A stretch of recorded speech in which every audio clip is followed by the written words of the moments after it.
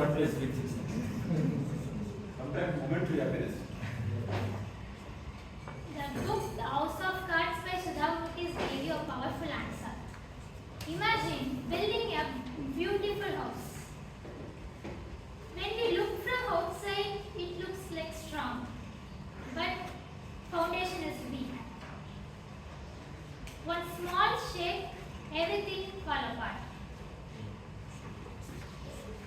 Say what exactly the Sudhamurthy said in House of Cards, all about this.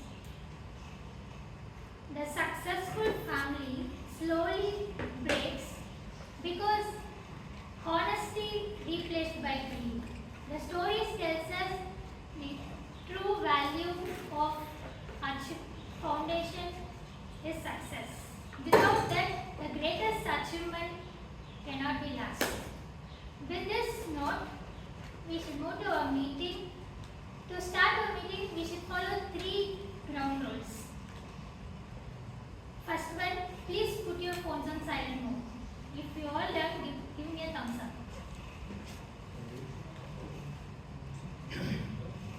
Second, if you need to step in or step out this hall, then you hear applause sound. Third, avoid speaking on sex, religion and politics. Every one of you sitting here is comfortable. We use chair, table and desk. Sometimes it is uncomfortable, right?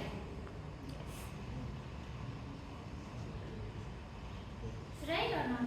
Yes. No? Then you use correct chair, I think so. Sometimes it gives back pain. Sometimes it gives neck strain, right? The person I am going to welcome is going to solve this problem because he is workplace ergonomics. So we shall welcome our President Toastmaster Srinivas.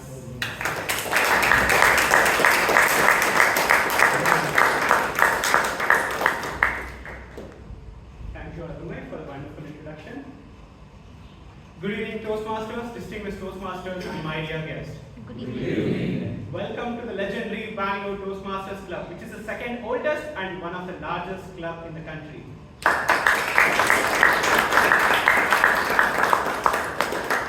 I call to order meeting number 1539 of Bangalore Toastmasters Club. To begin our session, let me invite our acting secretary, Toastmaster Shreya Sadagold, to present the previous minutes of the meeting. Good evening, our Toastmasters and dear guests. Good evening. The previous meeting of the previous meeting, the number was 1538 and the theme was the power of pause. The word of the day was persist, which means to continue without difficulties and objections. The total number of guests present were 18 and the total number of members present were 35. The awardees are as following. The best speaker will tie again between Toastmaster Suraj Rao and Toastmaster India, Dr. Vasha. The best evaluator went to our Toastmaster Dinesh JJ. The best role taker went to our public Toastmaster Bhavna. The best auxiliary role taker went to our rising star, Toastmaster Nimish Anand. And the best tabletop speaker went to our unbeatable Toastmaster DJ Vijayan. Members, is the minutes of the meeting is in order? Yes. The minutes of the meeting number 1538 stand fast.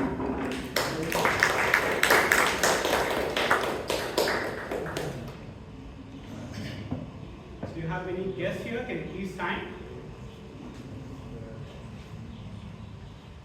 Thank you so much for coming to our Bangalore Toastmasters Club and hope you will have a great week ahead and you will enjoy this meeting. Members, how do we welcome our guests?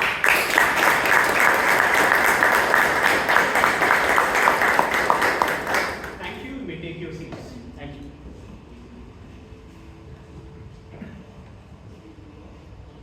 Can you learn driving without sitting on a driver's seat?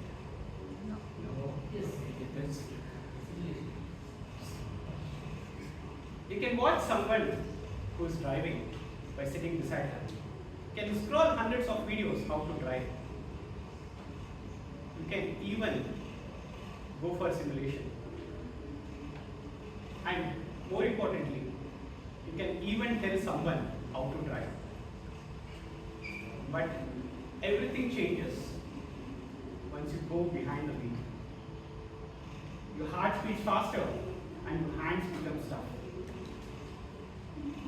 That's when you actually realize how to drive and actual driving are the two different things. And I think public speaking is exactly the same. Many members or many people come to Toastmasters to become a better speaker, to become a confident speakers, and to present themselves with a clear idea, and to stand in front of people fearlessly. Everything happens on a passenger seat. Because,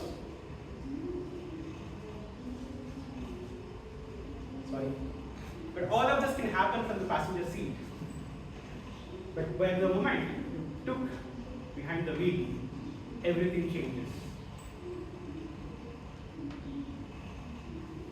In Toastmasters, we come here to take our confidence, to boost our confidence, to get away from the fear.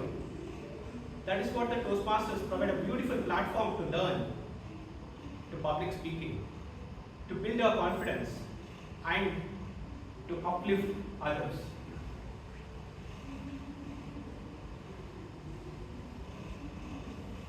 When you're sitting in a passenger seat, it feels more ease. It feels more safe. You feel more confident. It feels more convenient. But the convenience has a cost. The cost is your confidence. By being there, you can feel confident. But actually, when you come onto the stage, the things becomes completely different. We may learn from the great speakers, from the evaluators, from our mentors. Everything is happening on the passenger seat. By the moment you take the driver's seat, your heart starts racing. You may go out of words. But when you take the first step to come onto the stage, everything changes. You may go faster or you may go slower. But once you go back to your seat, you feel, I could have done better. That comes. And later, when you come back again on the stage, you learn from the mistakes which you've done in the past and you try to correct yourself.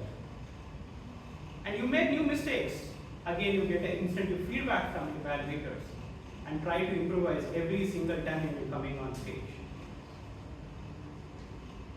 And one point in time, you feel little confident. Your nervous system becomes confident and the words flows very freely and your thoughts get aligned.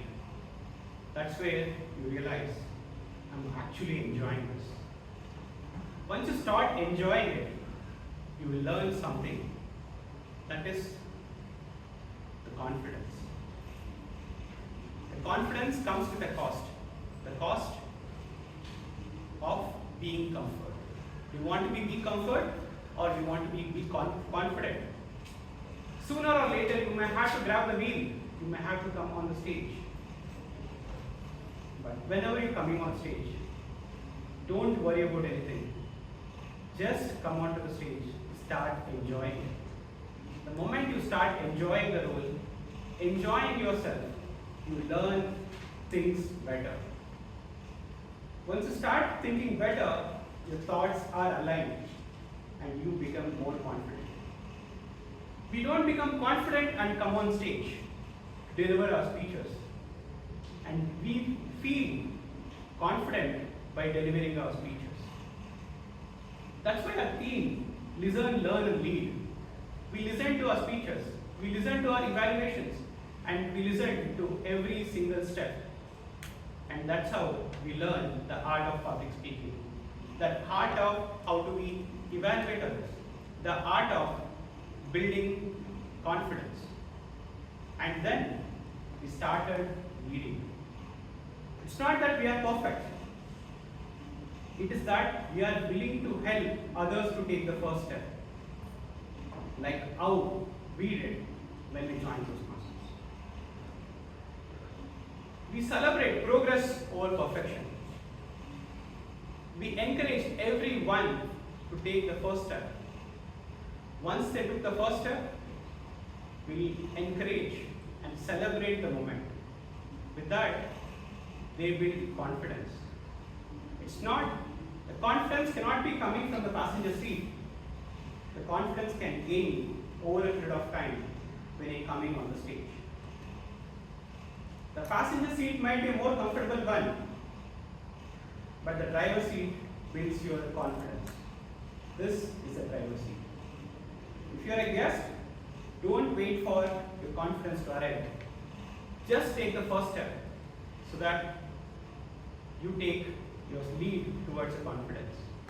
If you are already a member, volunteer for a role. Try to deliver one speech every week or every month. Challenge yourself. By challenging yourself, you learn the art or the purpose why you are here in this room.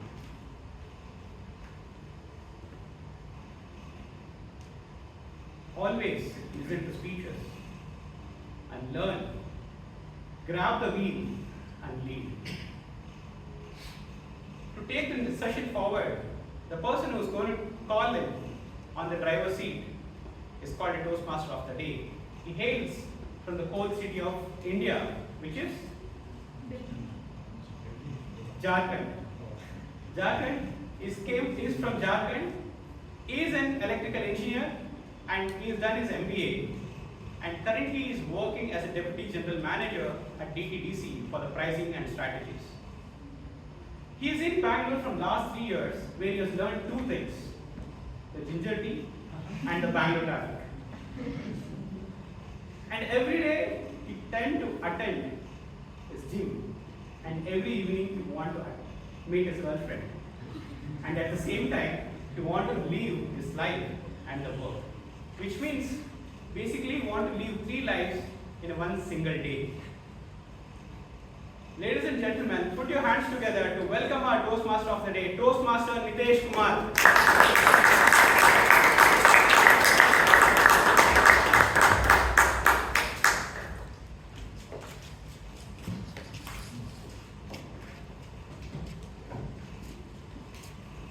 Thank you, Toastmaster Srinivas, for such an interesting introduction. Good evening, my fellow Toastmasters and my dear guests. Good evening. How are you doing today? Great. Good? Excited for today's meeting? Yes. Excited? Yes. Let's start. I'll start from a small story from my childhood. You see, I'm a movie buff. I love watching movies. Since I was a child. When I was in school, I wanted to watch one particular movie so bad. It was a blockbuster movie running at that time in my town's only theatre for almost a month. And it was the record back then. The movie was Akshay Kumar's Jangar. I don't know how many of you will call it. Akshay Kumar Jangar. It was 1999. So now, back in those days, watching a movie is not that easy. First thing, since you are a kid, you have to convince your parents. Second, you have to convince your friend. Then he has to convince his parents. Then you both have to bring some money from somewhere. When that is done, you fix a date, you cycle to theatre. Then you will stand in a long queue, take the tickets. If some money is left, maybe a popcorn, and then watch that movie. All that effort just to watch a 3-hour movie. And it used to be so much fun. After that, we used to totally get entertained. Fast forward today. What happens today? If I want to watch a movie, take out my phone, Netflix, Prime Video, Hotstar. Thousands of movies are there. I can just simply click and watch one, right? There's no headache. But the interesting thing is, sometimes I spend 30 minutes just to decide what to watch. And by the end of it, I'm not able to decide what to watch. To skip that, what I will do, I will start YouTube, watch a 10-minute video of a random influencer reacting on a random movie. And because that is too much, I will start scrolling reels and YouTube shorts. We have 2 minutes reels, 1 minute reels, 30 seconds reels, 15-second reels. By the time you keep scrolling, you realize 1 hour has gone. What has happened?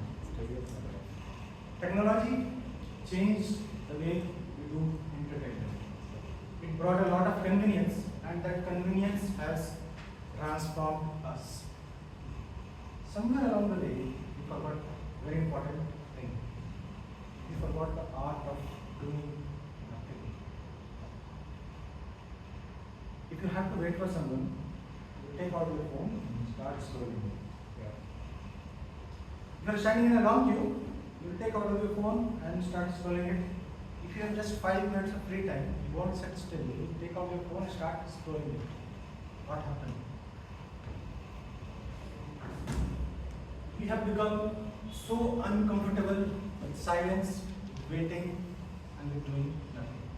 Now, this is not a speech against technology. I'm not an anti-technology guy. I love technology. Right? I use Google Maps to come here. I use ChatGPT to write some parts of this. And why not? Because it is so convenient, right? But convenience comes with a cost.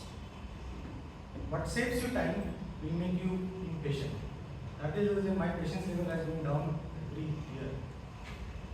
What gives you comfort is going to make you weak. It is going to weaken your ability to do hard things in life. And that is the cost of convenience, which is the theme for today. Now, the interesting thing about life is all the great things,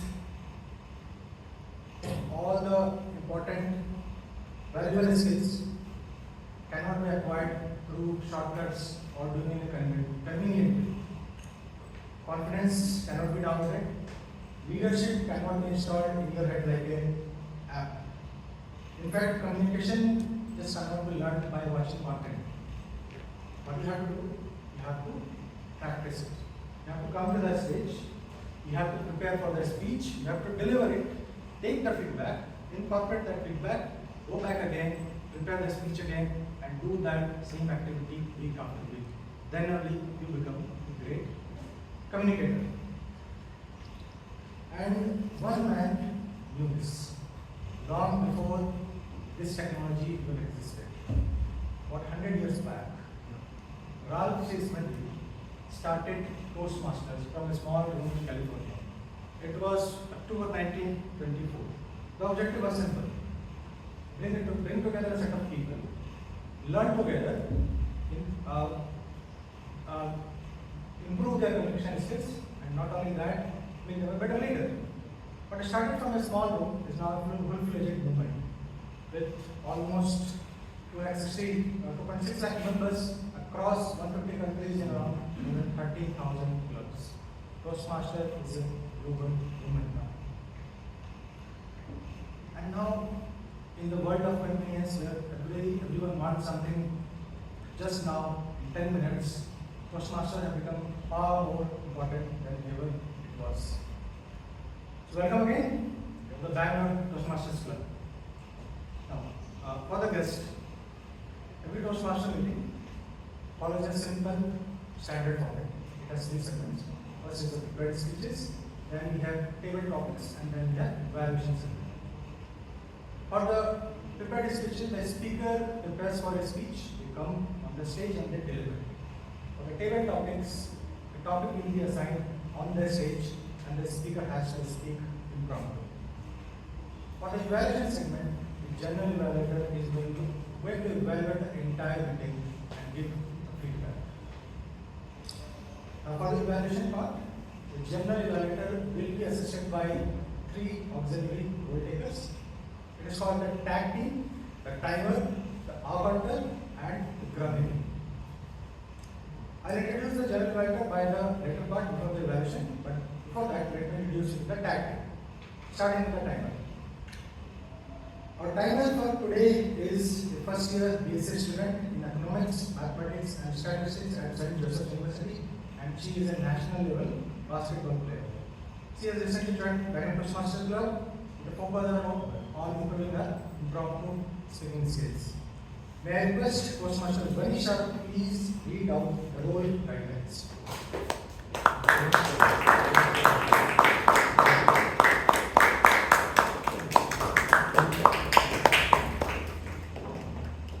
Fellow Toastmasters and guests, good evening.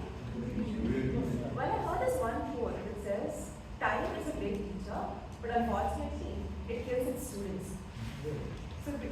So as a timer for today, my job is to make sure that time teaches you how to pace yourself properly, and also to make sure that it doesn't kill your last complete closing time. So for prepared speeches, your total time is going to be 7 minutes. At 5 minutes, I will be raising the green card. You can go, you're in steady speed, you can come down and you can finish it off. At yellow card, it's at 6 minutes. Basically wrap up your masterpiece. At 7 minutes, I will raise the red card. Probably, like you have last 30 seconds more to finish up with your document. For table topics, you will have 2 minutes. At 1 minute, I will hold up the green card. At 1.5 minutes, it will be the yellow card, and at 2 minutes, it will be the red card. At the end of the meeting, I will submit it. Thank you.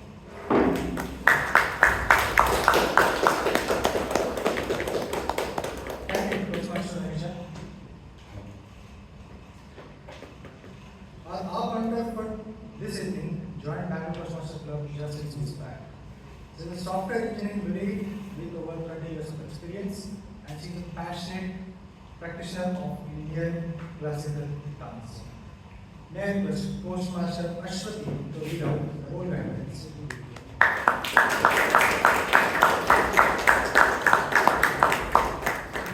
Good evening, Toastmasters and my dear guests. Today I'll be taking care of our counter role.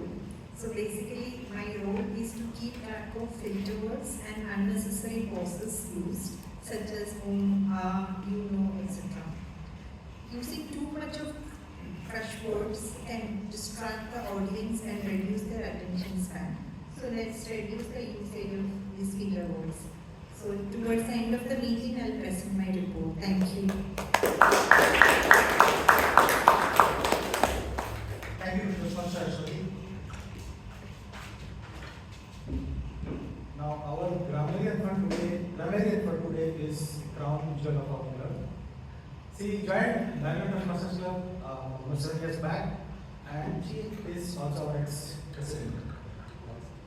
May I request Toastmaster Priyanka Ranaray to read out the role guidelines.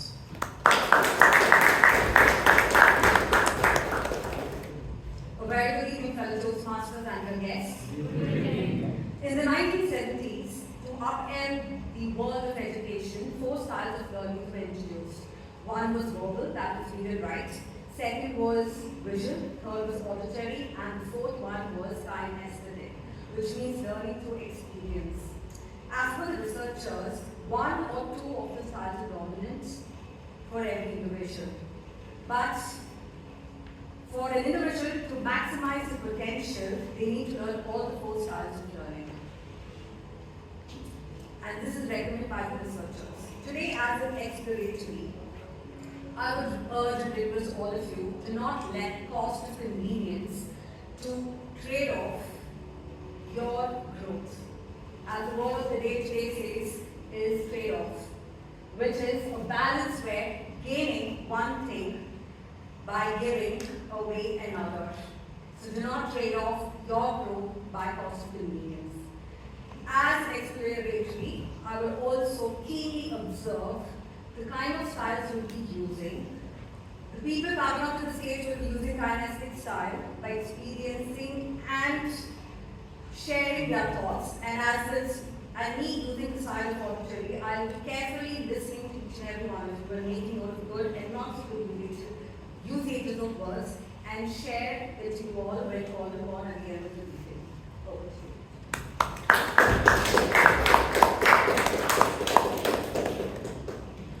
Thank you, Toastmaster Priyanka. Now, with that, we are going to start the first segment of this meeting, that is called the prepared speeches. Let's start with the speaker room, but before that, I would like to call our speakers evaluator first.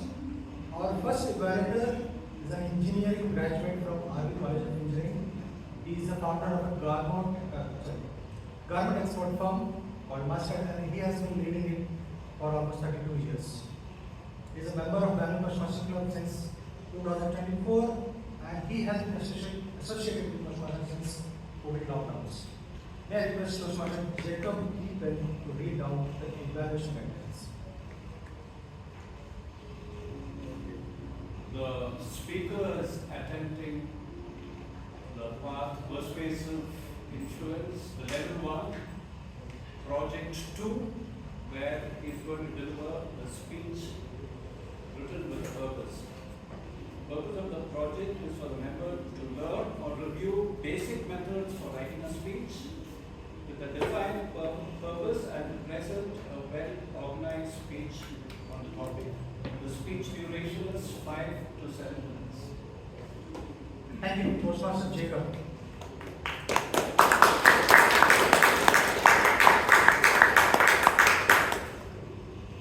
Our first speaker is a senior lead experienced designer at Tata Elxsi with over 20 years of experience in designing and creating immersive experience centers and digital museums for leading organizations. He is a passionate storyteller, lifelong learner, and a photography enthusiast. Ladies and gentlemen, please welcome Toastmaster Naveen with his speech title, The Stranger I Could Never Forget. The Stranger I Could Never Forget, Toastmaster Naveen.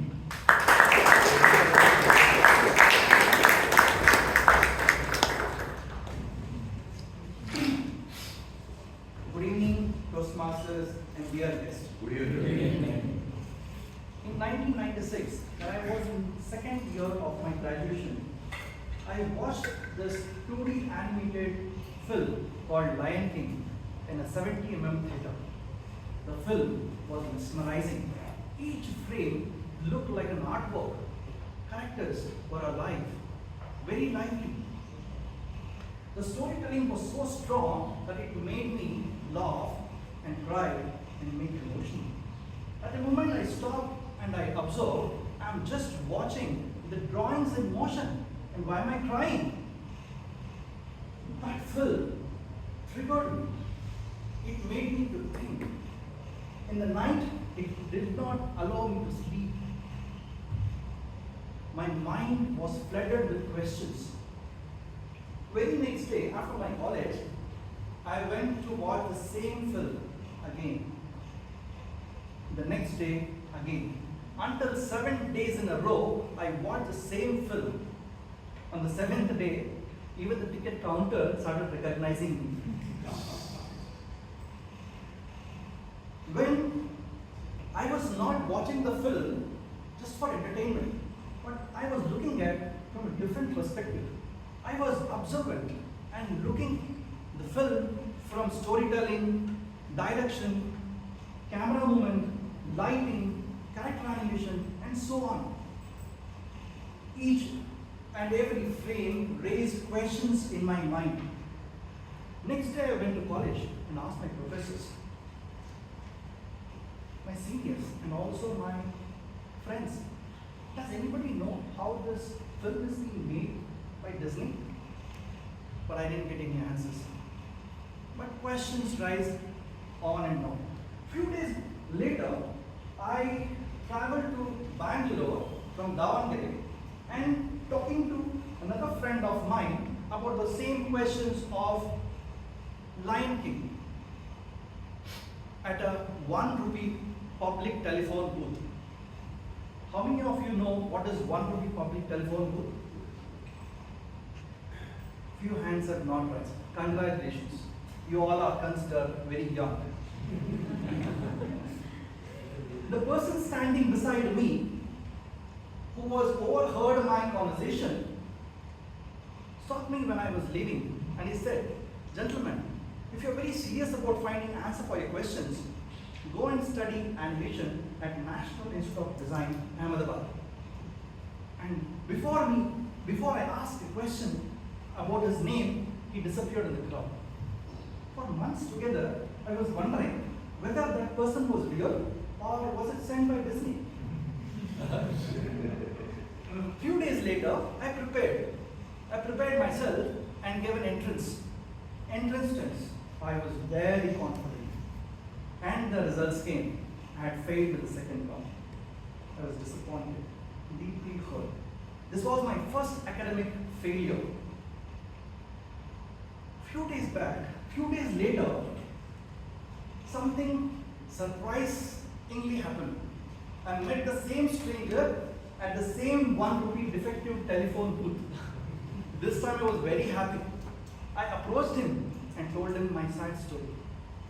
This time, he patiently sat with me and explained how I should prepare for the exam and also what are the mistakes I might have done in the first test. I learned sketching, communication skills, 2D animation, 3D animation, and built my strong portfolio and appeared for the exam next year for the entrance. This time, the entrance was tougher than before. Over 10,000 students had appeared for 100 available seats.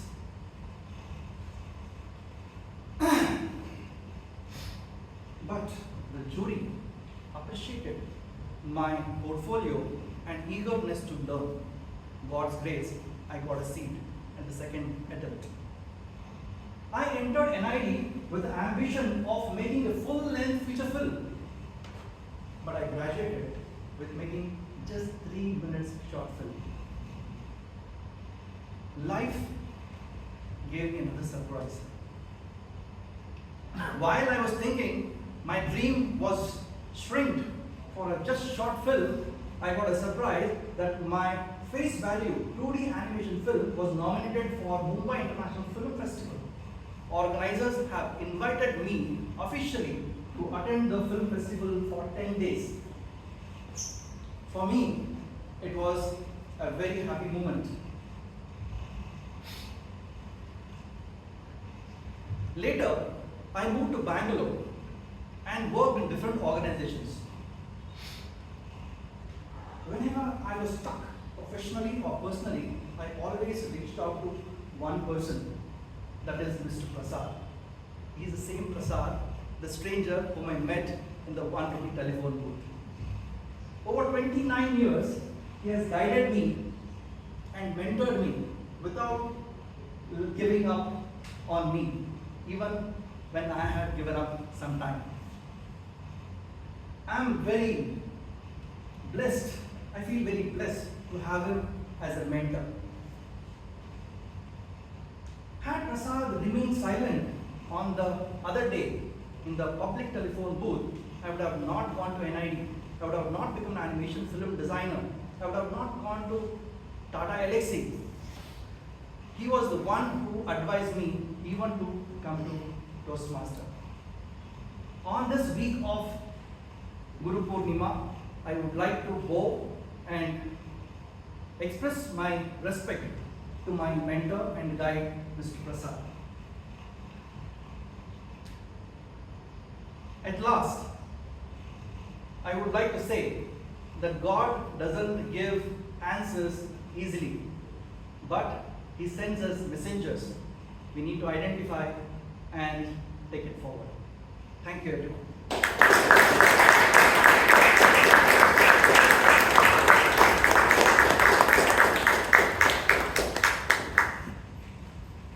Thank you, Toastmaster Naveen.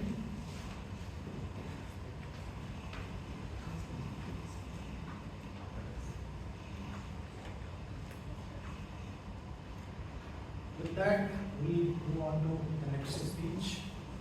Our next evaluator for this evening is someone who understands that every great story needs a thorough feedback. His product manager at TCS has a deep passion for history storytelling. He has lived across multiple countries, lived and worked across multiple countries, and that has ignited his spark for different cultures and languages. And it also has given him a unique perspective towards life and people. May I now request Toastmaster Balakrishna Rao to read out the evaluation guidelines. Thank you. The speaker is attempting the pathway dynamic leadership, level 1, project 3. The purpose of this project is for the member to practice using vocal variety or body language to enhance the speech. The speech duration is 5 to 7 minutes. All the best to the speaker.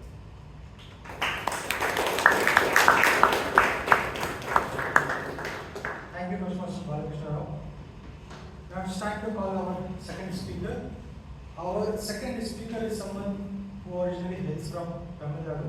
He's a software engineer working at Microsoft. When he's not into coding, you will find him in either gym, reading books, or learning something new. He's a member of Bangalore Toastmasters Club for about a year, and he joined with a simple goal to become a more confident speaker. And he has embraced every opportunity, getting out of his comfort zone to come and participate in the Bangalore Toastmasters Club. Without further delay, let's welcome Toastmaster Ravi Verma with his speech title, The Scariest Hour of My Life. The Scariest Hour of My Life, Toastmaster Ravi Verma.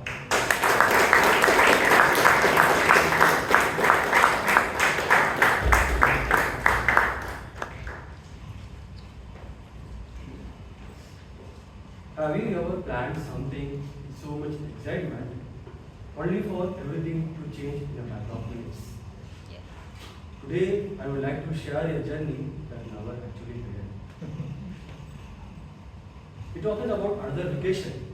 It was our first international trip together.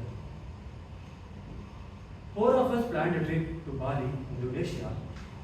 For weeks, we shared travel deals, discussed about places, talked about foods, booked the tickets, and counted down the days. The day has finally arrived. 3 of us reached Chennai airport on time. Our 4th friend was still on the way. Instead of waiting for him outside, we completed the checks and reached the boarding gate. The flight was about an hour away from the departure. Suddenly my phone rang. It was my friend. He said, "I'm really sorry. I won't be able to make it. I got hit by a van. I'm badly injured. Doctor says I need surgery. So you guys can come without me." For a few moments, none of us spoke. We planned this trip together, but going without him doesn't feel right. We informed the airline staff that we will not be boarding the flight. They politely told, "There is some few formal procedures need to be completed before we can do the activity." On our way back to the security checks, almost every officer asked the same question. "Why did you guys cancel the flight?" At first, we answered patiently. Almost every officer asked the same question again and again. We started wondering, does anyone actually believe us? Finally, a senior officer called me into one room and my friends had taken me to another. He looked straight into my eyes and asked, "Now, tell me the real reason. Why did you guys cancel the flight?" I said, "Sir, our friend met with an accident. So we decided not to continue with it. He immediately said, "Prove it." I called my friend, not teacher. Called his family members. No one did. Things became even more worse. An officer raised his voice. "No, you are lying. Tell me what you did inside the airport." At that moment, I genuinely felt like I was being questioned as a criminal. Another officer in the room searched our bags, mobiles. They even searched our ChatGPT history.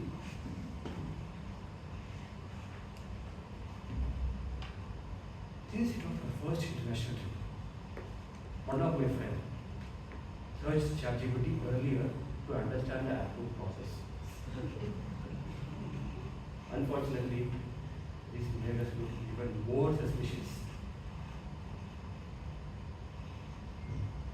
I repeated the story again and again, but nobody believed us.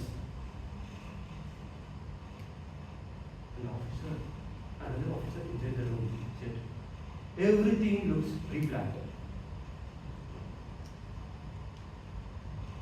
And he continued, "We are going to call the police. Be ready." The moment I entered the force, my heart rate doubled. Further, he said one more thing that really shocked me. Until the flight landed safely, you guys not allowed to leave the airport. We sat quietly in the room. Silence is more difficult than any noise. Our minds are racing. Then, suddenly, the officer came back to the room after maybe an hour and said, "Guys, relax. Have some water. We completed all the checks. Everything is clear. You guys can leave." I couldn't help smiling. That's what we are saying since beginning. Next slide. Every day we receive anonymous process calls. If someone clears the security check and refuses to board the flight at last minute, we can't ignore it. At that moment, everything makes sense. Before we leave, a local police officer talked with us nearly 20 minutes. He joked with us, he helped us relax, calmed us down. Out of nowhere, he asked a question. "Do you have a red car?" I said, "Yes." "There should be a vast empty space in front of your home.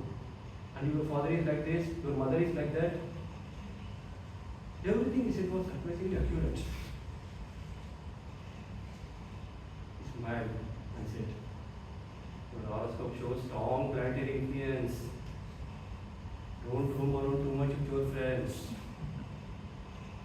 He removed the fear of investigation and replaced it with the fear of horoscope. Our Bali trip never happened. That day, we didn't return with the memories of Bali, but something even more valuable, a new perspective. Sometimes responsibility looks suspicious.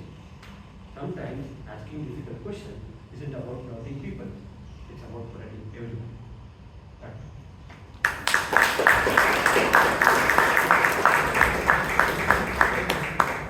Let's have one more round of applause for Toastmaster Ravi.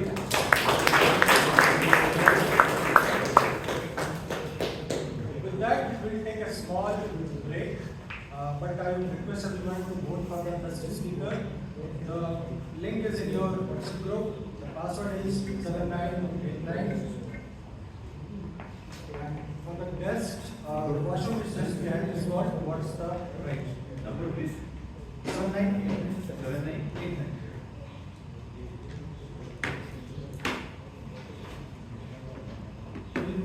7:25.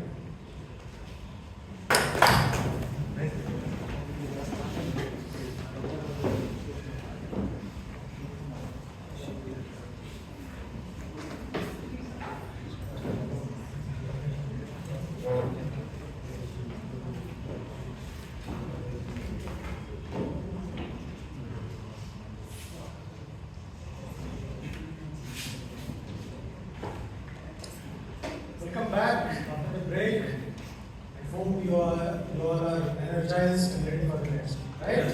Yes. So the next session is the most interesting session, and in fact my favorite one, if I'm not the one participating in it. So to take that session forward, I will be going to introduce someone who is a Toastmaster. He is going to take the session forward. He is a machine learning platform engineer at Investment, a leading tech company. He has been a Toastmaster for almost 1 year, and he joined here to sharpen his communication skills. Outside work, he is passionate about triathlons and enjoys stand-up comedy. Please join me in welcoming the table topic master of today, Toastmaster Vinny Sharma.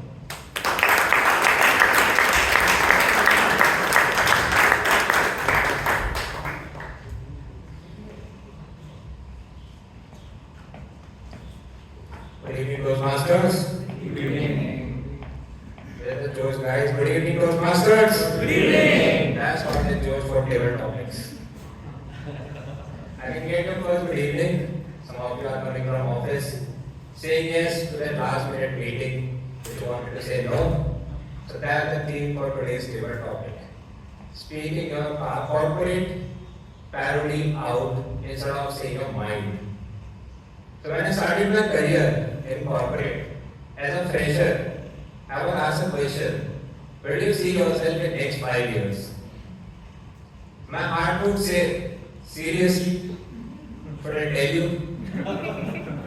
But my mind would say, in next 5 years, I see myself leading a team of 5 engineers, delivering delight and satisfaction for end consumer.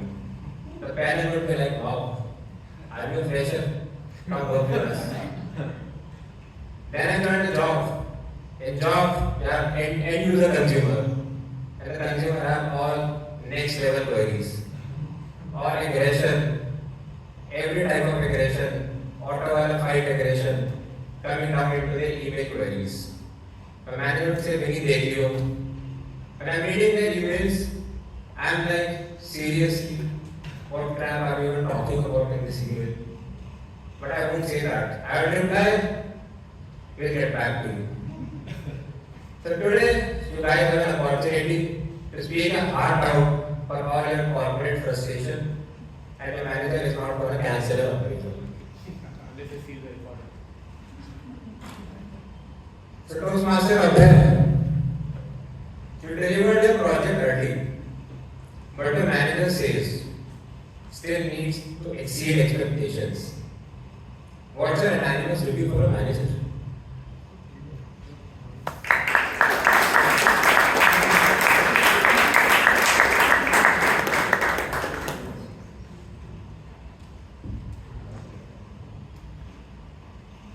Well done, well done, well done. That was a nice delivery. The customer is extremely happy with our timeline. We have met all our quality standards, and we seem to have gotten good revenue also from our customer this year. But here it comes, I thought. But Abhay, see, you have to, give a little more. You need to do a little more. You need to be outstanding. At that point, I wanted to go out of the room. But this is how managers usually give feedback. Have you experienced a feedback like this? Yes. Raise your hand if you haven't. When you have put in everything and still got a good and not gotten a good feedback. There's one person who raised his hand. I think he was the most lucky guy in corporate. So, but not all of us are lucky. and my manager gave me this feedback. So I said, I won't name him. Sir, can you give me some specifics about what I should really be doing to take it to the next? And now he was caught, absolutely caught. He knew that I have on record everything that I had done well, his feedback over the last 6 months, all the emails, PowerPoints, everything stacked right neatly into a bundle which I had handed him before the meeting. Now, if there is one thing I learned from corporate experience, is to record all the good and keep all the bad only to the last. So when your manager comes and attacks you, you have a counter attack. So next time when your manager gives you a great feedback or a deep feedback, remember, have your PT ready. Hold it.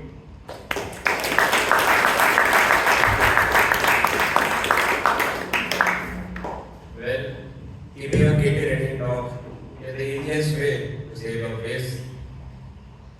Toastmaster Viresh.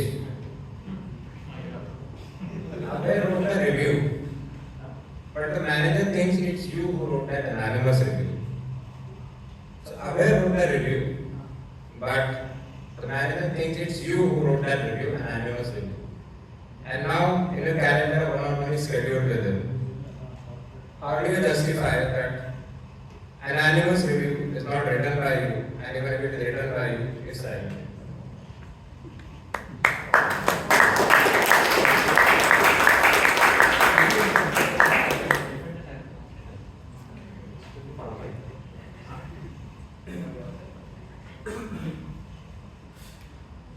Abhay is suspecting that I have written the review, but I have to tell that it's not me, it is somebody else.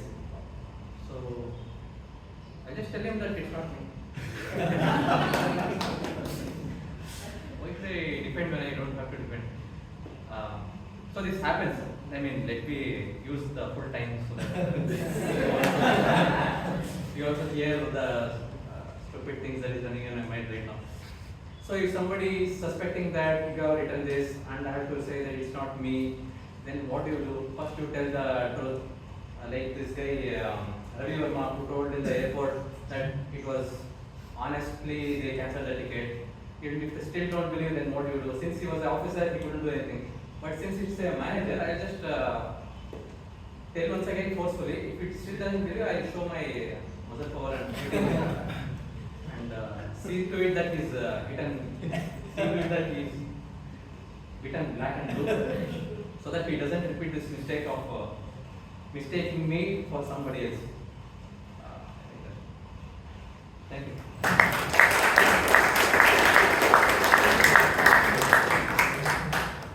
So finally, manager knows it's not you, Viresh. You are an intern. The manager takes your lunch box and finishes it. How do you tell the manager your dabba, your business?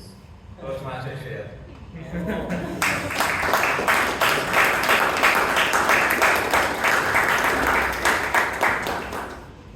One thing I'm very particular about is my food. I make it violent, I may not. So if you think if I look like this, I won't get violent. How much can you hurt a person? You're very wrong. Let me take it on memory lane. So I had gone to this trip with my friends to Bokana, and one of my very dear friends, we were just playing on the beach, and by mistake, okay, I hit his knee with my leg, and that guy went into bed rest after that. I am not even exaggerating, and this was by mistake. So if they just by one hit, he went into bed rest. So you can imagine how much anger I can put if you steal my food. So even if a manager, it's okay, I can intern somewhere else. If you take my food, you're not getting my skills. So it's like those quotes which you use in Friends. Does anyone know Friends sitcom? So in that sitcom, there's a quote which Joey says. Joey does not share food, and he says it very aggressively, and I completely agree with that. I do not share my food, so keep in mind. Thanks, over to you.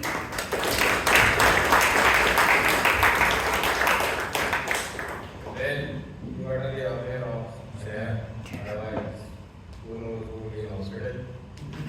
One more thing, timing for table topics is 1.5 minutes. So that means your speech within that time frame. So getting back to table topic, the Toastmaster Shreya is still hungry because I made all that of her. And she wants biryani. But the team wants pizza. Toastmaster Shreya, how do you defend Shreya's biryani?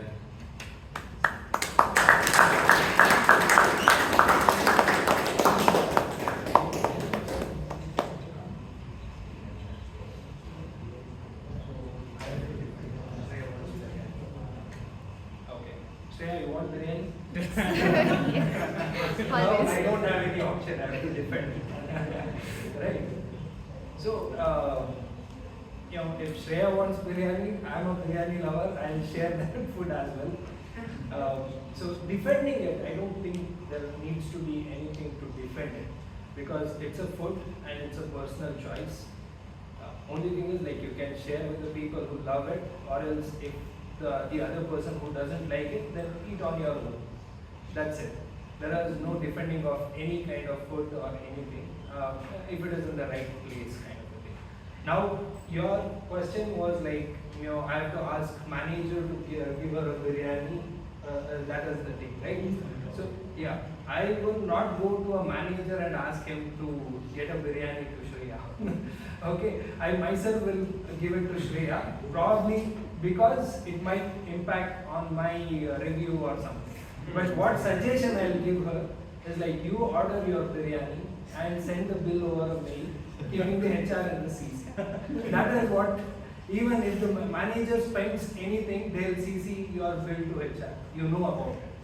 So that is what you have to do it, and you call it a professionalism. I don't believe in that, but the corporate believes in this. So there is nothing. I'm a corporate guy now. I don't have any option. Yeah, over to you. So I was a smart move to say the corporate chair. The manager invites you for a sutta, but you don't smoke. Toastmaster she, how do you say no?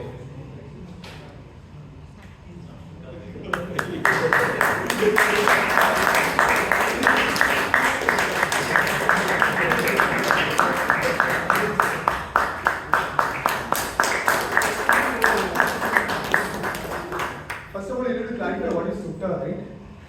Sutta means okay, secret, fine.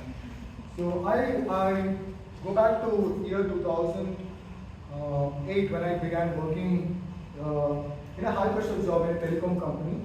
So I was not someone who was smoking, but in my office, because of high pressure, because you have to, it's like you are as good as your sales today because it's high pressure, and you don't have to report your sales because the report comes by your message. You can't even lie also.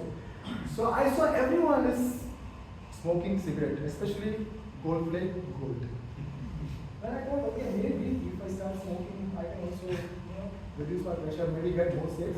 So I started smoking.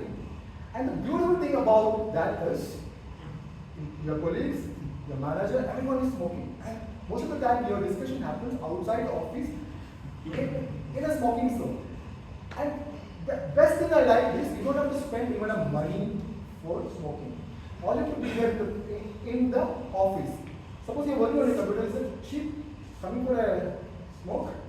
So everyone, they will provide you the smoke, the cigarette and a coffee. And as you said, you don't have to really cajole or the manager has to cajole you because it becomes a corporate loan. Because if you are working in a telecom, that means you are a smoker. But luckily, in 2 years, I quit smoking.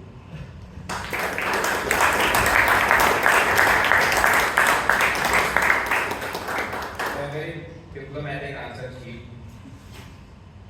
Friday 4 PM. HR says fun Friday.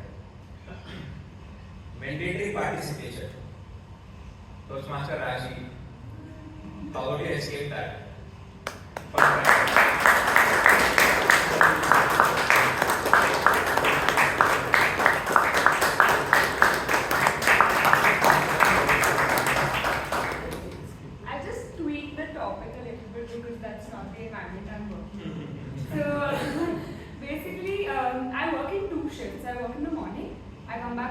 by say 12:31, and I work in the evening when I go for classes at about say 5.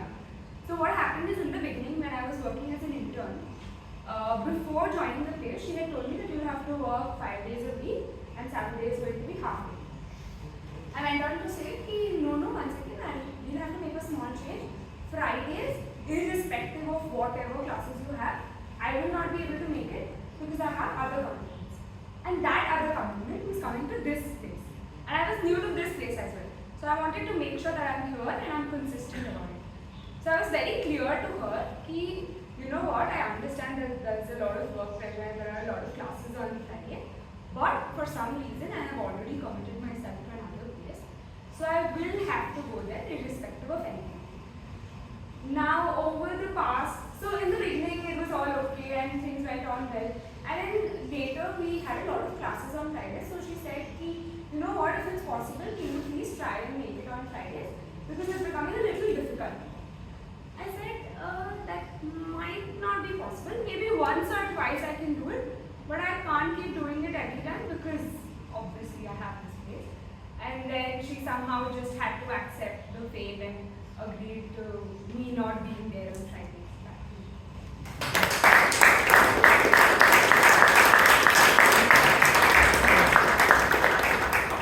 Well, you just escaped by the nature of his job from HR. Lucky you. Sunday morning, the manager makes quick call. How would you respond? Toastmaster material.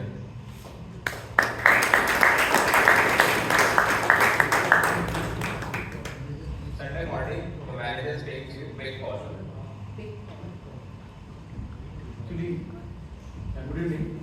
Saturdays, Sundays, I don't take any phone calls from office. Because the weekdays completely occupied. So on Sunday, Saturday, strictly no phone calls from office. So if it's a quick call, I will not take the call. Let me see on Monday what is the quick call about it. Because the whole week we had, right? Monday to Friday. There's no quick call in the weekdays. Why there's a call in the Sundays especially? Because I feel in the professional corporate life, I came from again just from office now. Any phone calls should not be taken personally because you have your own time to manage the family and your own time. Right? That habit I have developed. Come what may, no calls on Sundays and Saturdays. And manager maybe he is pressurized or he needs some answer. That's his lookout. It's not my lookout. What we need to tell the manager when he go on Monday is, of course, I am sorry, I could not take your call. Tell me now, we can solve the problem. However quick or slow it is. That way we can work together and be part of that team and collaborate together. Over to you.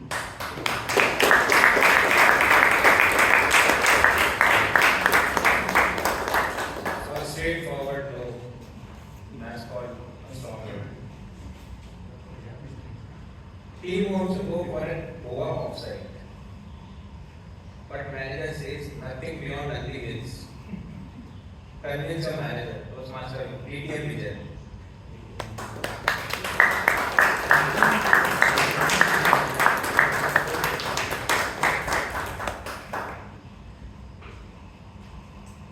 Nandi is a great place. Assuming our office is in Bangalore, but we got to look beyond Bangalore, Mr. Manager. Mr. Toastmaster, hello Toastmasters guest. Nandi Hills, sir, anytime we can go. Just start your bike, your car, you can take a cycle. BMTC has introduced AC buses, sir, from Bangalore, Chikbalapur. Sir, what does the team want? Over the years, sir, you have been telling us that it's about team bonding. And what can you bond, sir, Nandi Hills? What is there to bond? Nothing, sir. No James Bond, nothing is there. No, let us take Goa, sir. If you go to Goa, every male colleague in the office will become like James Bond. And when they come back, sir, rejuvenated. We keep seeing figures in the office. Let them see other figures, sir, in Goa. The Nandi Hills don't get to see that. Say, I meant seeing the figures in Goa is the numbers. You can't really enjoy that in Nandi Hills. Sir, one more thing, sir. They say the way to a man's heart is through his stomach. Tell me, sir, what will you get Nandis? Kalekai. That is for peanuts. How will they enjoy that? Let them go to Goa, sir, once in a way, sir. Let us loosen our purse strings. Let them have some nice food, sir. And not only that food, to lubricate the food, some beverage, sir. What will you get, sir, Nandi? Coffee, filter coffee, tea, nothing else. Let them go to Goa, sir, have some food, some beverage fingers, and then you see they come back on after 2-3 days, you will have a new workforce, and you will send us to Goa every month, sir. I'm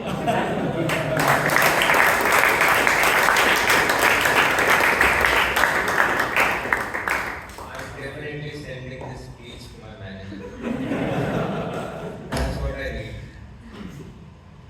It's appraisal season, and at the height, you got rupees 500 Swiggy voucher. How will you thank the manager at Toastmaster Ganesh? That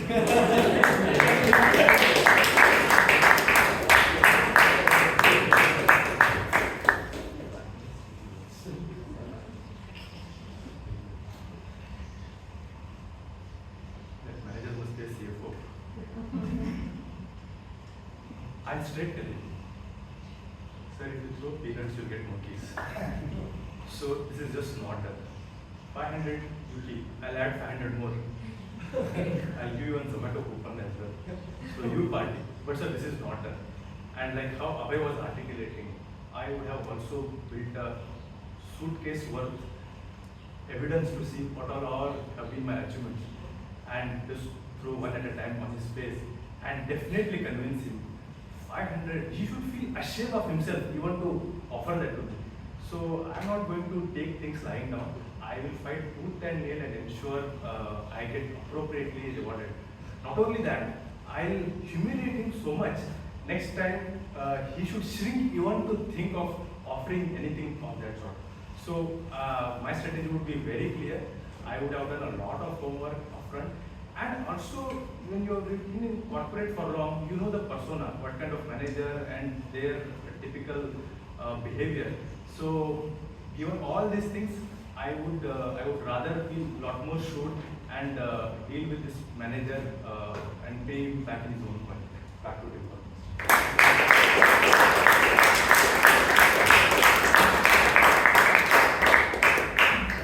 Well, that's now same strategy for me.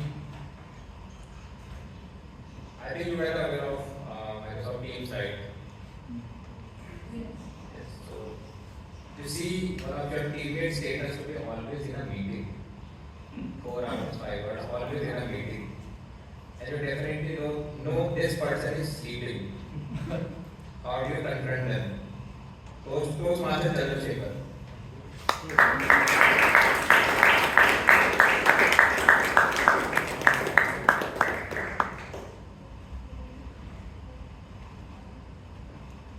Say, hey, I saw last Sunday 6 p.m. Your status was showing as busy. I said, do at least on the weekdays. See, it's very clear that you are lying.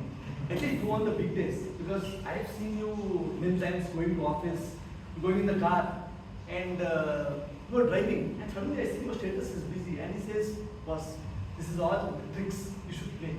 So at least do something which will convince people that you are at least not acting, because right now if you show Sunday 6 p.m. to 10 p.m. as busy, it is blatant. So project yourself as if you are busy at least on a weekday and not on a weekend, and that too from 6 p.m. to 10 p.m. So all the best, and I know people are already convinced that you'll get a fantastic raise. So do it, but please modify it a bit so that they are convinced and there's no iota of doubt in anyone's mind. Back to you.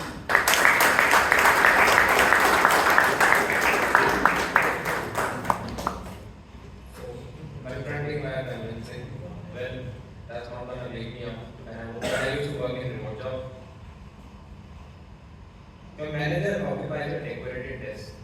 You like to keep your desk fully tidy up. How do you tell your manager that this is not your desk? Toastmaster research service.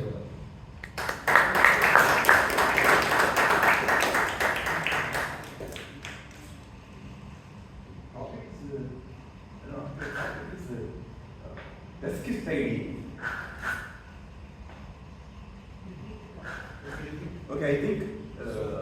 case, my manager finds yeah. So, you are someone who keep your desk decorated to be tidy up. But your manager has taken up your desk. How do you tell your manager that this is not your desk?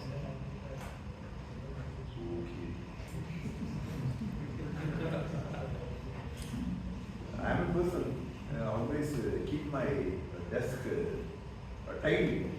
The reason is the positivity and negativity. If the things, books or any other things are piled up in my desk, it says it creates negative energy. So that the mind is attracted there, and the specifics which I have to attend, they will not be visible to me, and I will have to spend a lot of time to find out what needs to be done. Therefore, I always ensure that slogans are put in my table under the glass, and one slogan which I had put it, why worry and have wrinkles, laugh and have dimples. Therefore, my attitude is whoever comes to my desk, they should be happy, and I will keep only things which I will be able to tackle at least within a time frame. Therefore, even the boss comes, I am very sure that he will appreciate my desk over the tabletop.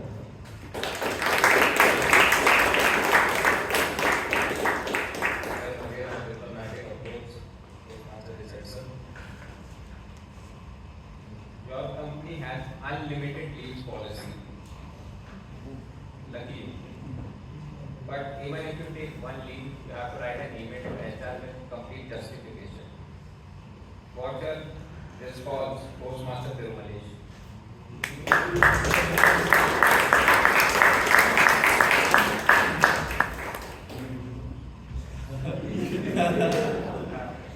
You have unlimited leaves, and even if you take one leave, you have to justify. So how do you define what's the meaning of unlimited leaves? I guess most of the companies in Bangalore, they're calling office, right? I mean, nobody is giving work from home or remote opportunities nowadays. So, yeah, having said that, some of the companies, big corporate companies like Atlassian, I guess all those things are giving the remote opportunity. So, how can I?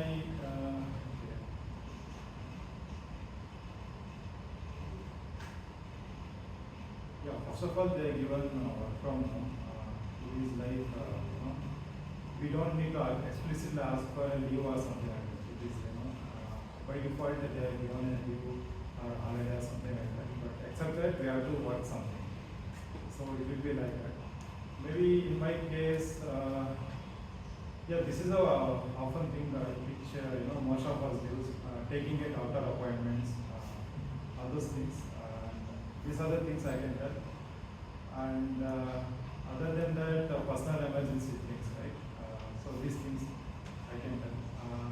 And if I want to take a leave for some days, I can say, dear HR or manager, working from home has become frustrated. I have to see all my family members' face each time. I mean, like, at least if I come to office, I don't have to see them. I want to go or something. So grant me some holiday for this one. So like this, maybe I'll try to.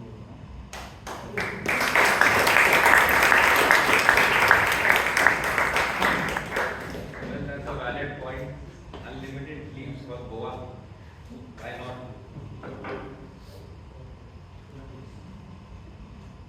Every mail from your manager is marked as high priority, urgent mail. How do you tell your manager not every mail is urgent mail? Toastmaster Deepak.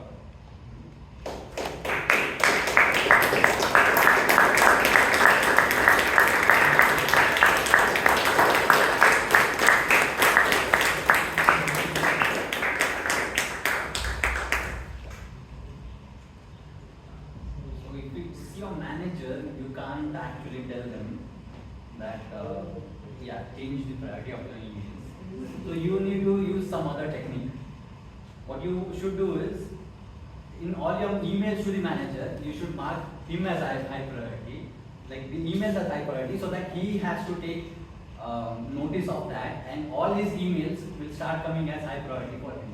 And he will have to have a discussion with us to decide on the classification of what the email should be, and then we can sort it out in that manner. Other than that, I don't think like I can just go ahead to my manager and just tell him, because that would be not something, I mean, I would be too scared to do that to my manager. And yeah.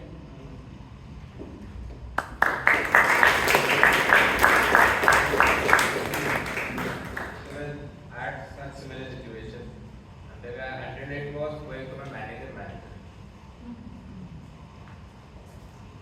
Your manager says, we are not micromanaging you, but ask for early updates. How would you tell your manager that this is not a type of micromanagement you want? Toastmaster, Murugesh.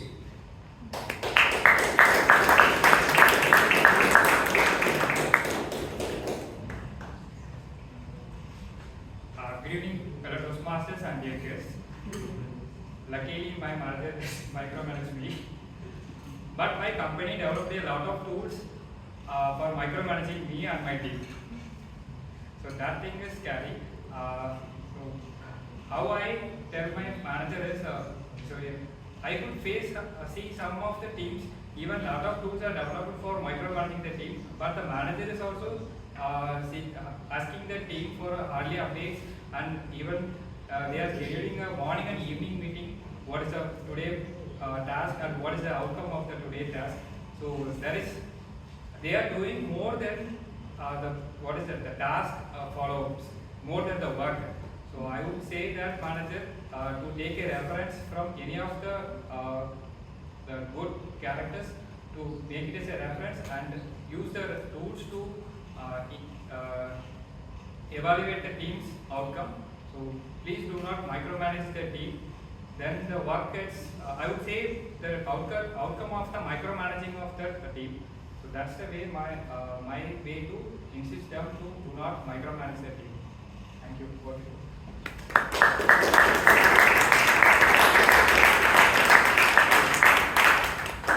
Well, that's a wrap. Finally, Toastmaster Vijay, and definitely sending a speech to our manager. My over trip is finally a short.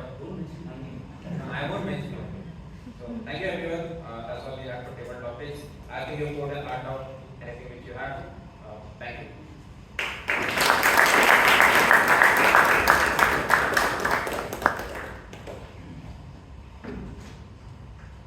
Thank you, Toastmaster Vineet, for conducting such an interesting session. I'm really having my doubts now whether he's an engineer working for HR.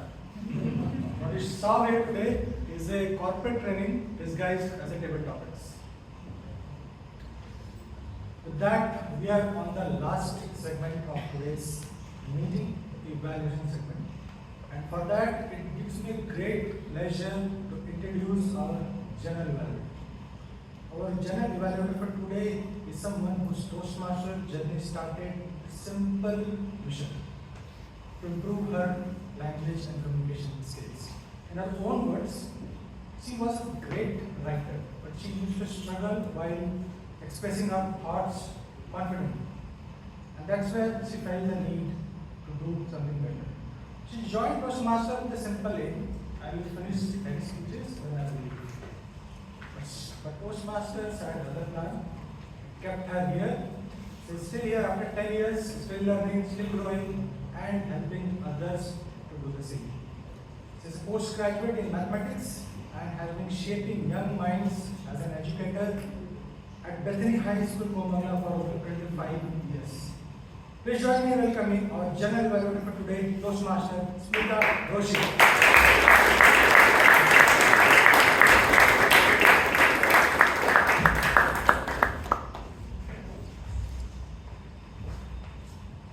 Good evening, dear Toastmasters and guests. Good evening. Welcome to the evaluation session today. Well, the meeting started with the VP Education telling all the road takers, come at 6:10. The weather is not that good. Well, the meeting actually started weeks back in the VP Education's mind. The actual implementation of it started at 6:10, be here, and I think all the road takers were on their toes to reach here at 6:10. When I reached the venue, by 6:15 the room was perfectly done up. All the board was ready, all the trophies, and even the Toastmasters. What I saw so particularly good. I mean, I felt good that the Toastmasters magazine is also displayed. And over the years, the hard work of many committees is put up there. So anyone who comes here even can have a look at what happened in the previous committees, previous years. That is something new. Other than that, the Stanley here, the room was fully lit. Kudos to that for the committee. Let us give it. The Sergeant at Arms Toastmaster Alagamai started on dot. That itself shows how it brings out the spirit of Toastmasters, keeping up with the time. She had a good introduction for the president. She had her take on the theme. If I have to suggest something, I would say next time try more energy, try more volume. If you have to use a collar mic, use it so that your voice reaches the entire room, and that itself will bring the start of the meeting up even more. Even more enthusiasm for all those who are here. Okay? Yes. One more suggestion for you is try controlling your hand movement, because you're not conscious about your hand. So maybe you can try that later in the next meeting. For our Sergeant at Arms, what do we give?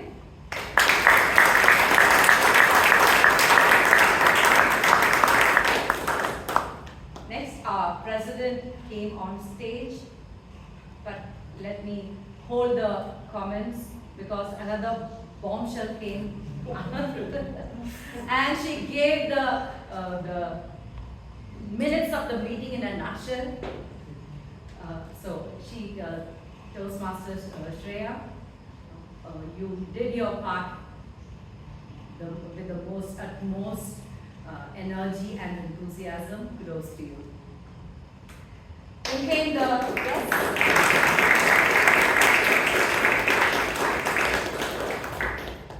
the president, Toastmaster Srinivas, came on the stage, confident, comfortable, and in control.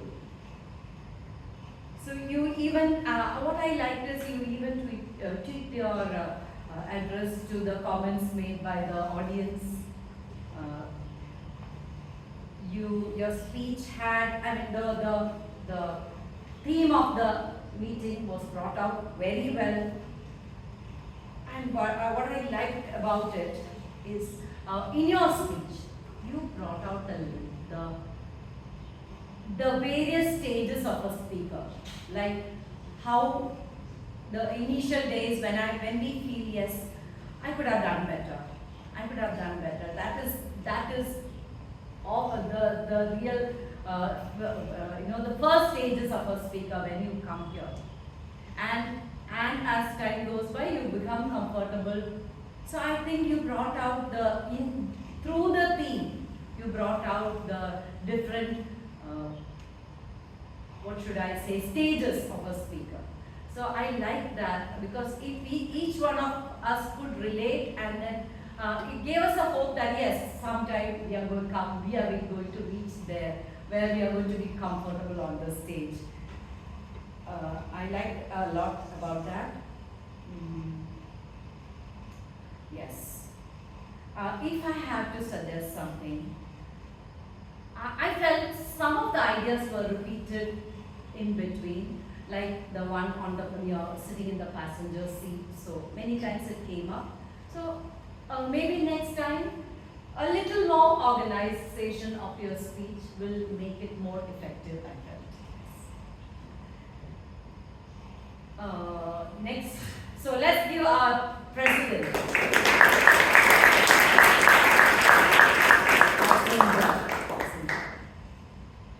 The Toastmaster of the day, Toastmaster Nitesh. What I like a lot about your role today is in just 2 minutes, you connected 2 generations. Like the ones where, yeah, we plan to go to the movie, we stand there in the queue and all that. And in the next minute, you were talking about the present and how we waste our time. I thought that was, I mean, like this is a heterogeneous group, so you brought out, I mean, you connected all of us together through your speech, so I thought that was good. Yes, and by that, no, you could catch everyone's attention.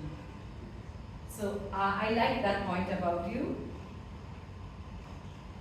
You had good introduction for all the speakers.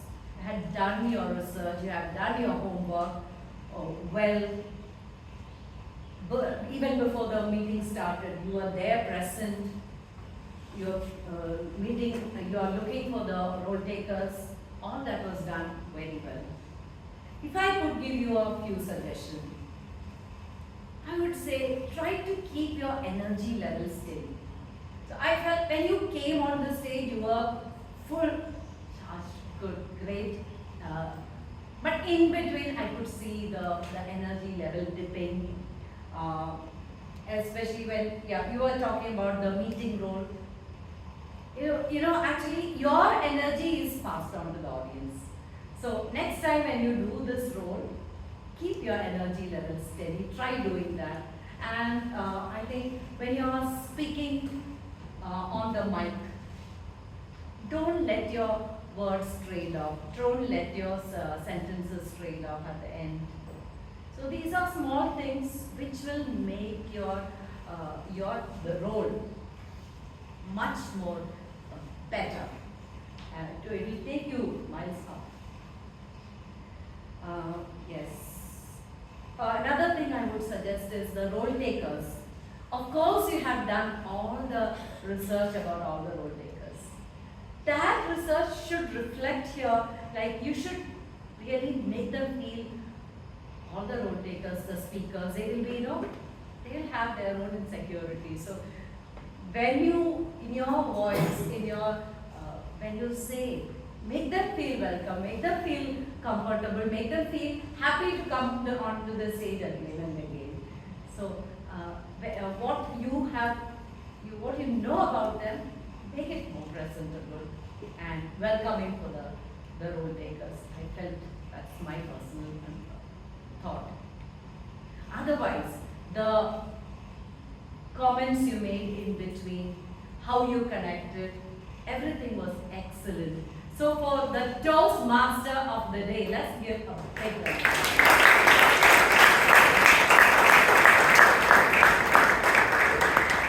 The table topic master, Vinny, Toastmaster Vinny. Yes. Great topics with Toastmaster Vinny.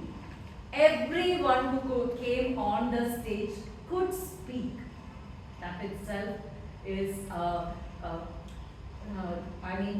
that means your role, you have done it well. Well, while saying that, I would say I have one suggestion for you, which is, your topic should make everyone in the room think. And for that, should never say the name of first. Everyone should think, am I the next person going onto the stage? And the thought, if this is the topic, what am I going to say about it? That is a good exercise for your brain. So I would suggest, the next time when you take up this role, you can you can say, you say the topic first and then call the person. So otherwise, your topics were excellent, and for the great job done, let's give Toastmaster Vinny.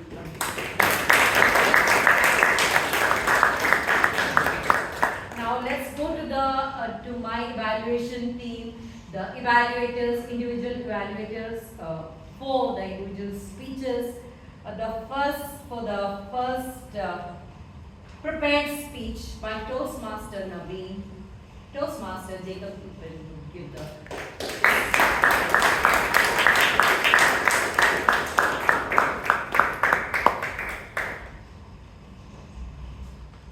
Good evening, Toastmasters. I was so happy in being given an opportunity to evaluate Naveen's speech. To take you through the speech, I would say the conclusion is what really made a lot of impact on me as an evaluator. You said that God speaks through people. And I think a speaker of your maturity, that one phrase, the conclusion of your speech came out so beautifully well. I would also say that you excelled at the clarity of spoken language, eye contact, gestures, and engaging the audience with an extremely well-crafted speech. It was wonderful. Personally, for me, it resonated mainly because of that last hook that God speaks through people. And as Toastmasters, I'm sure you would agree with me, the person you sit next to, the audience, is what is so important is the audience speaks to the speaker in many ways. God destines the audience to come and be present at this particular moment in time.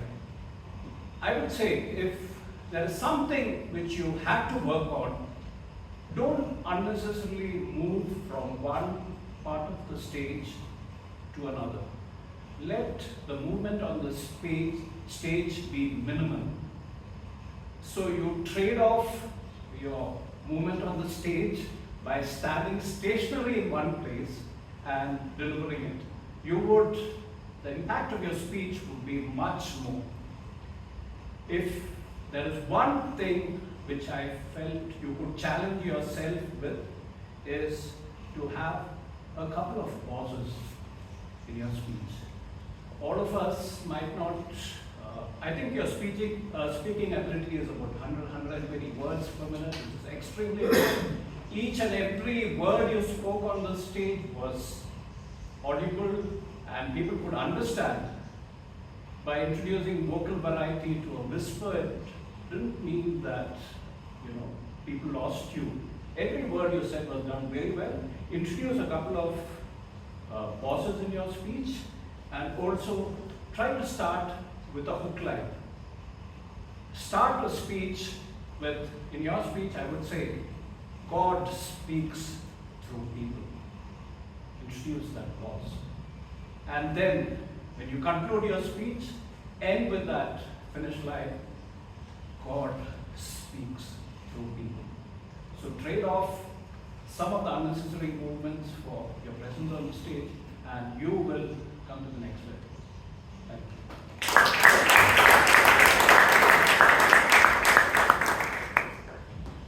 That was a great evaluation by Toastmaster Jacob.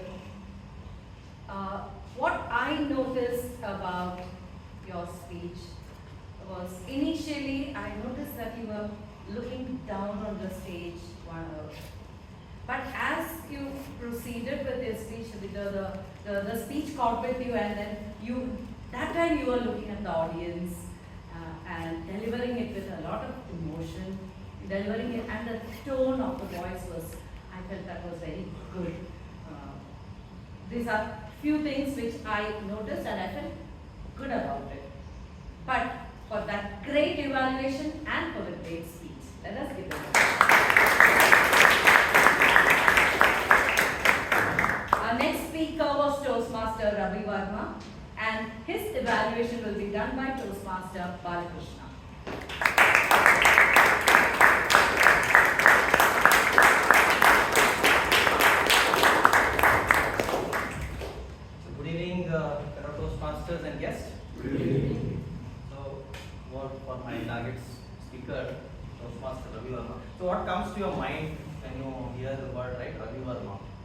painter, right? Famous painter because of the Mysore also Dasara we know now. So thank you very much for painting a wonderful picture story. But this was a horrific, probably, experience. I understand. Maybe I am the right evaluator because I also went through similar experience once, where I booked a ticket and I set a date, but it happened to be that early morning flight, right, 2:30. That's what confuses whether it is that day or next day. So I went without even checking the date, and I passed through. Same experience. Went through security, but at least I had a ticket to prove that I have the flight next day, not to cancel. I'm sure the first trip that you mentioned, horrific hours of my life, it was like first trip which was cancelled, right? So the storyline was good. I could feel that emotions, right? You were talking with emotion. Storyline, and then you also had a lot of opportunity to use vocal variety, body language. That's the intent, right? Body language, and you were comfortable on stage. So I didn't see any kind of nervous moment or anything. You were comfortable. Okay, sometimes you had to clasp and all of this, but you did use vocal variety. You raised and then you lowered and all of this, which was the objective of the speech also, right?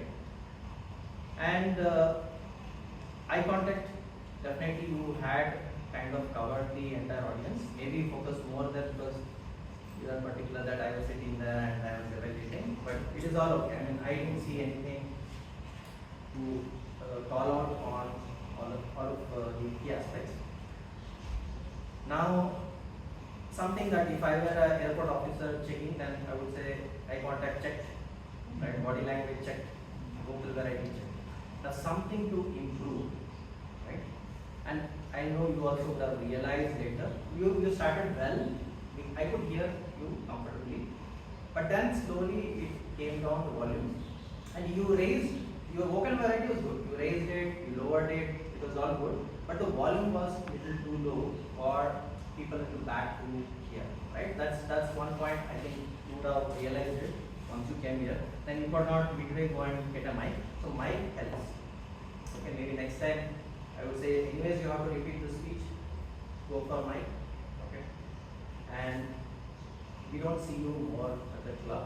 Probably that's another suggestion that if you come more often, you get to come on the stage, and maybe you will be even more comfortable in giving the speech. Use body language. Maybe you would have created a situation here of an airport, right? So you were checking in and then you could have used stage to some extent, but I would say there is always opportunity. With that, I would say wish you all the best for your upcoming speeches, and see you more often. Always. Thanks.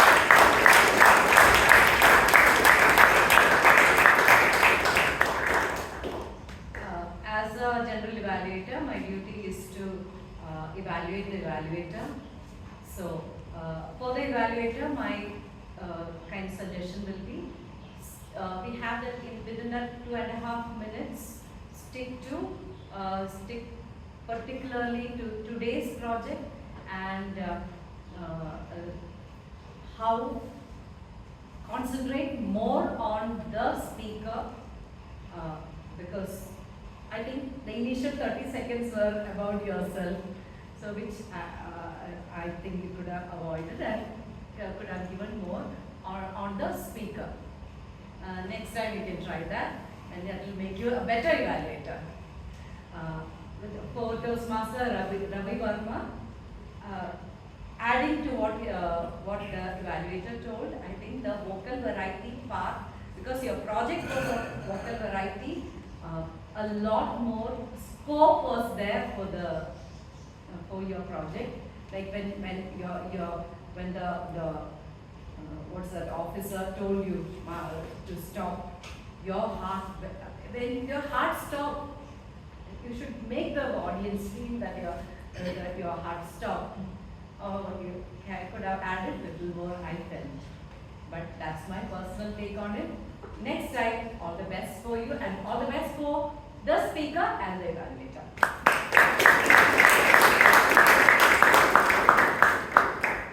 Time to go to the 3 most important people of today's meeting. The timer, Toastmaster Venisha.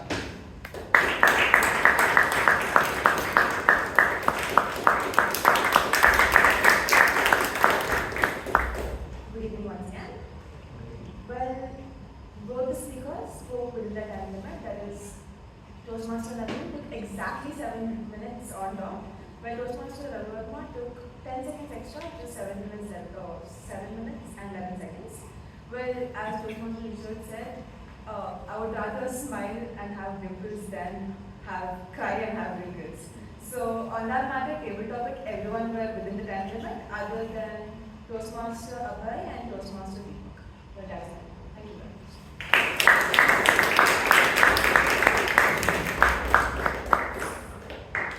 Toastmaster Rashi. Sorry. Toastmaster Ashwati has our counter.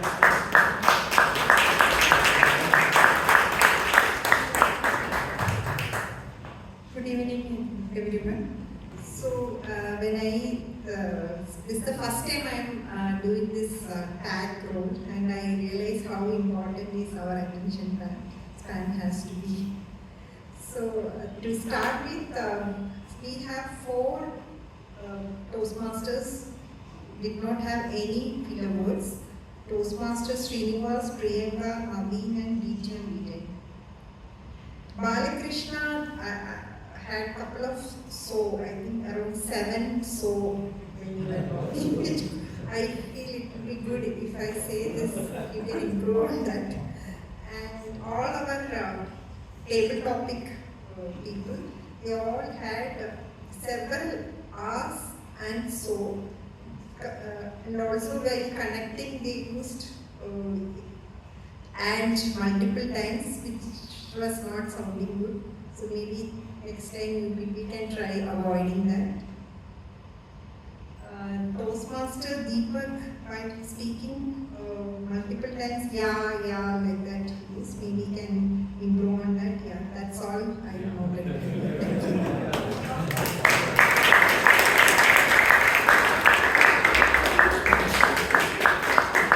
Toastmaster Priyanka as grammarian.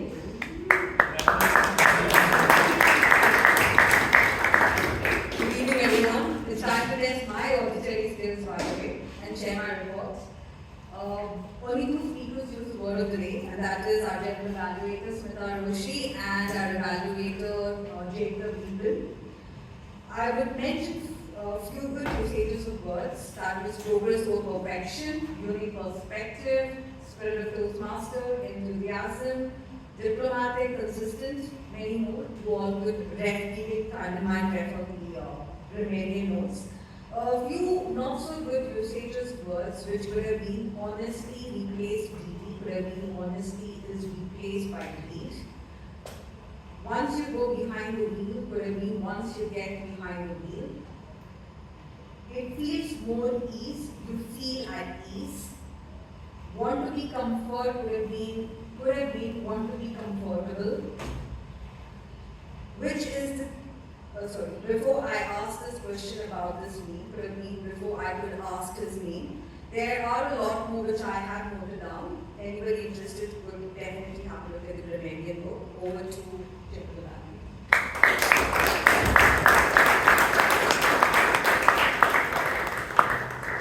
I feel that tag team is one of the most difficult roles to play because you can easily get carried over by what happens on the stage. So let us give our tag team a bigger round.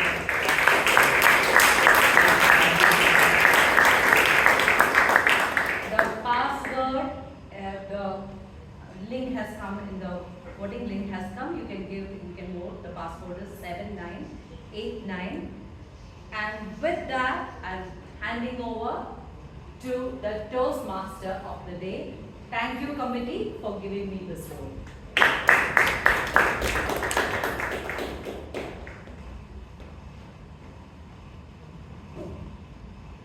Thank you, Toastmaster Smita, for such a detailed and insightful evaluation. Let's have one more round of applause for Toastmaster Smita.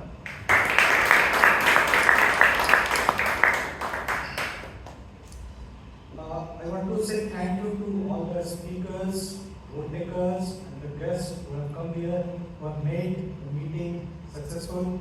Special thanks to UP Education for giving me this opportunity, and I sincerely hope you have enjoyed this today's meeting. Did you enjoy? Yes. Thank you. And with that, it is now time to officially conclude this meeting. And for that, I will hand over the stage back to our President, Toastmaster Srinivas.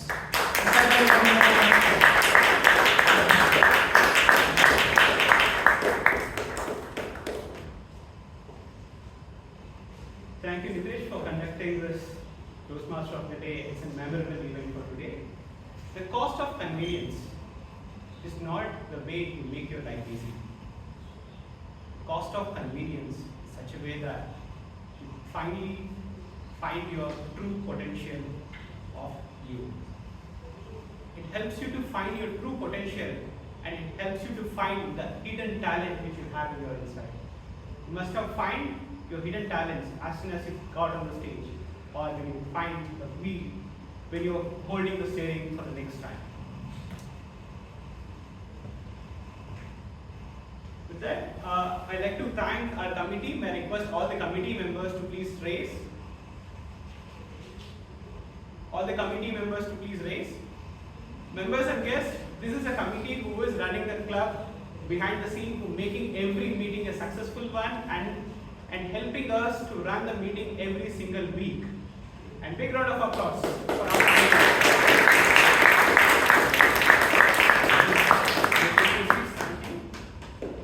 And there are two announcements. The first announcement is we successfully able to get the early renewals for the Toastmasters International, and we have achieved a remarkable renewals of 83+%, and still more to come in the month of September. I thank all the members for this.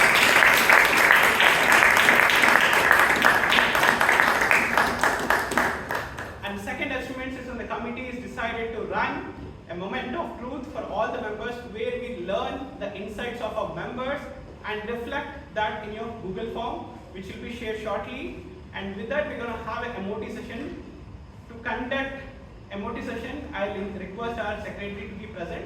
And also, with MOT, we will learn what is there in your mind, and so that we can improve our club quality to the greater level.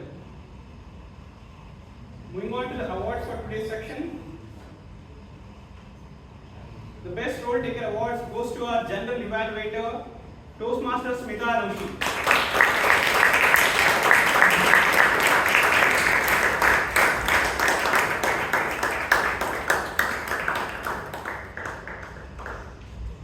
And the Best Auxiliary Role Takers goes to our grammarian, Toastmaster Priyanka Ranore.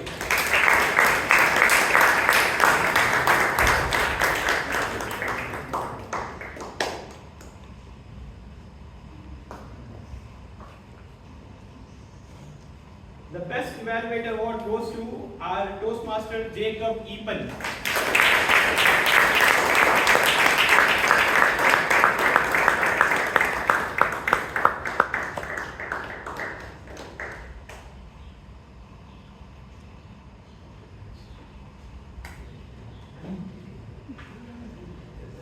And the Best Table Topic Award goes to the person who is going to take us to the Goa trip shortly, distinguished Toastmaster Vijayan.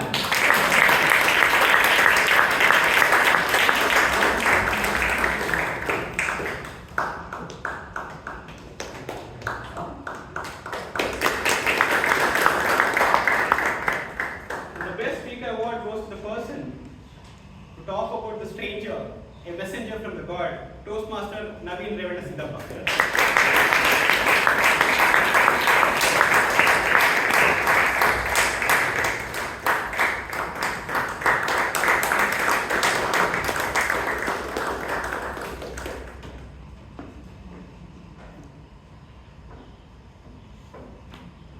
May I request our guests to meet our Vice President Membership, Toastmaster Shivangi Bhatt, after the meeting, after collecting our snacks. Please meet her outside the hall to know more about Toastmasters and Speechcrafter. Thank you. With that, I'm going to adjourn the meeting number 1539 of Bangalore Toastmasters Club.